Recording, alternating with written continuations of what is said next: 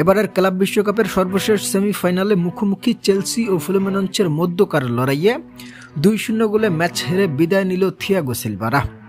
স্বপ্নভঙ্গ হলো শত ব্রাজিলিয়ান ও বিশেষ করে থিয়াগো ভক্তদের।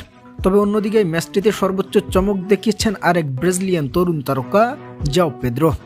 মাত্র 23 বছর বয়সী এই ব্রাজিলিয়ানকে কয়েকদিন হলো চেলসি তাদের ডাগআউটে যুক্ত করেছেন 60 মিলিয়ন পাউন্ডের বিনিময়ে।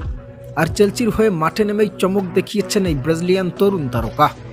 ম্যাচের 18 এবং 56তম মিনিটে চোখ ধাঁধানো দুইটি গোল করে নজর কেড়েছেন তিনি সকল ভক্ত সমর্থকদের।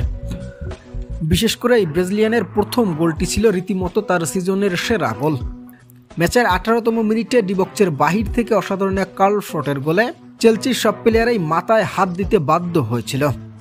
ম্যাচ জুড়ে ব্রাজিলিয়ান সমর্থকরা একদিকে যেমন ফ্লুমিনেন্সের হারের কারণে বেদনাদায়ক, তবে অন্যদিকে ব্রাজিলিয়ান আর এক তরুণ তারকা জাও পেদ্রোর এমন পারফরমেন্সে অনেকটাই মুগ্ধ হয়েছেন তারা, যেখানে পরবর্তী সময়ে ব্রাজিলের মূল দলের জন্য সেরা কিছু মুহূর্ত বয়ে আসতে পারে এই ব্রাজিলিয়ান তরুণ ফরওয়ার্ডের হাত ধরেই।